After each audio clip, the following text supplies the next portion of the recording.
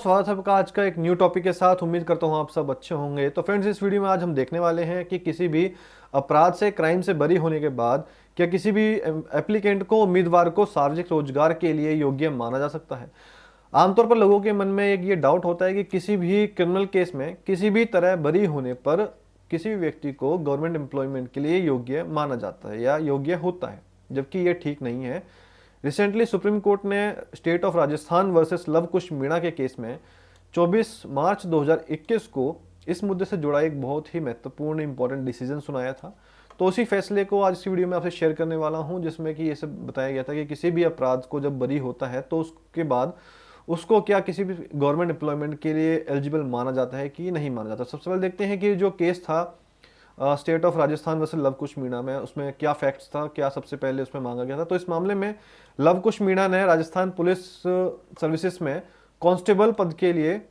भर्ती परीक्षा पास की, लेकिन किसी क्रिमिनल केस में मुकदमा चलने के लिए उनको नियुक्ति नहीं दी गई थी, उन्हें अपॉइंट नहीं किया गया था। तो उन्हें बताया गया कि जो मुकदमा उनके ऊपर चला था वो एक सीरियस क्राइम से, सीरियस नेचर का था और उन्हें कोर्ट के द्वारा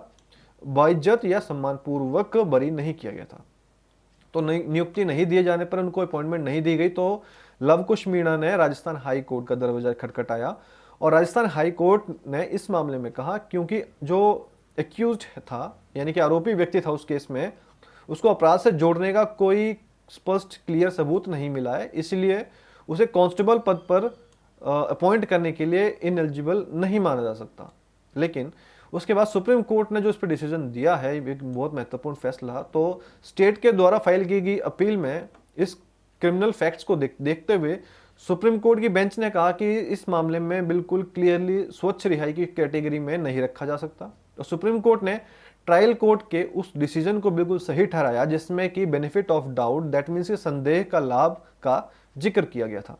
सुप्रीम कोर्ट ने अवतार सिंह के केस में, Avtar Singh versus union of India के अपने ही केस का रेफरेंस देते हुए बिल्कुल क्लियर शब्दों में कहा कि जो भी आपके सीरियस नेचर के क्राइम हैं, जिन्हें हम जघन्य या फिर गंभीर प्रकृति के भी कह सकते हैं,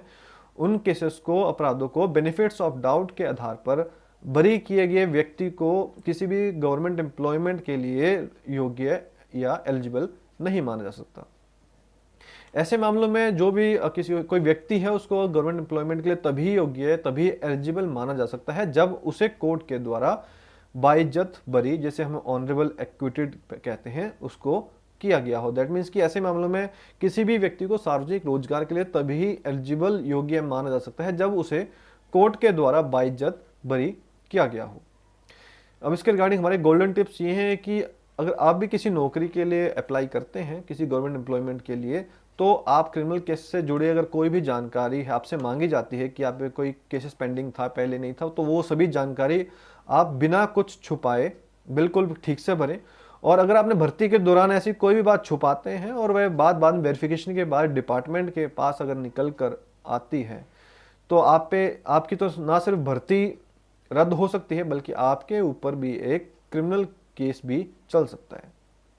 और अगर किसी भी क्रिमिनल केस में अगर आपका नाम है या फिर पहले रह चुका हो क्रिमिनल केस में, तो आप किसी भी गवर्नमेंट नौकरी के लिए अप्लाई कर रहे हैं तो स्टार्टिंग में ही प्रॉपर लीगल एडवाइस से लेके आगे फॉर्म भरें, ताकि बाद में कोई भी दिक्कतें और अननेसेसरी केसेस, कोर्ट केसेस के आपके अगेंस्ट बचा जा सके। तो इस केस की हेल्प से हमारा सिर्फ आपसे शेयर करने का पर्पस ये था कि जब भी किसी केस में अगर कोर्ट के द्वारा बाइज्जत बरी, दैट इज ऑनरेबल एक्विटेड किया गया हो, आपको बाइज्जत बरी किया गया हो, तभी उस केस का आपकी गवर्नमेंट एम्प्लॉयमेंट फर्क नहीं पड़ेगा। अदरवाइज जो है वो डिपेंड करता है केस के फैक्ट्स के ऊपर, और आगे जो केस अकॉर्डिंग चलेगा वो केस के फैक्ट्स पे भी डिपेंड करता है। तो दोस्तों, ये था आज का व्लॉग। उम्मीद करता हूँ आपको पसंद आया है। उसी तरह की वीडियोस को आगे देखने के लिए हमारे चैनल को सब्सक्राइब कीजिए। और आपको भी अगर मन में कोई डाउट हो या फिर आप भी किसी भर्ती के लिए अप्लाई करने जा रहे हैं, तो ये बिल्कुल मैटर करता है कि आपके अगेंस्ट जो भी क्रिमिनल केस था उसकी प्रॉपर इन्फॉर्मेशन आप फॉर्म में फिलअप करें। वो कुछ किसी भी रिगार्डिंग हो सकती है, सपोज कि आप पे किसी ने फॉल्स या फेक एफआईआर भी कर दी है इन केस, तो भी आपको उसकी पूरी डिटेल्स देना जरूरी है, क्योंकि वो डिपेंड करता है कि एज ऑन डेट, यानी कि जिस दिन पे आपने फॉर्म भरा है, तो उस दिन पे उस एफआईआर का, क्रिमिनल केस का क्या स्टेटस था। या तो वो आपको ऑनरेबल एक्विटेड हो गया था, आप बाइज्जत बरी किए गए थे, या फिर उसको ट्रायल नहीं किया गया। कोई भी केस हो सकते हैं, जरूरी नहीं है कि एफआईआर हुआ है तो आगे कोर्ट में हो सकता है कोर्ट में आपको एक्विट कर दिया गया हो, बाइज्जत बरी किया गया हो।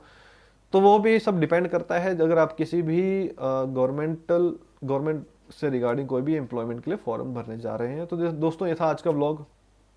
ऐसे फ्यूचर में ब्लॉग्स देखने के लिए हमारे चैनल सब्सक्राइब कीजिए, वीडियो को लाइक और शेयर कीजिए। मिलते हैं जल्दी आपको एक न्यू ब्लॉग।